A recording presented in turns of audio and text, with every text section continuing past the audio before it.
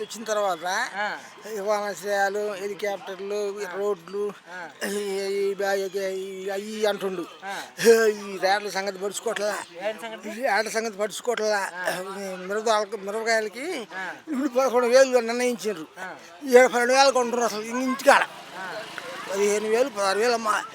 అవి అసలు ఒక స్థాయి బేరం. ఇప్పుడు 18,600 అమ్మినాయి ఇక్కడనే. కందులు 12,000 అమ్మినాయి, 7,000. మరి మిర్చి 18,000 అమ్మింది, ఇప్పుడు 11,000, 12,000.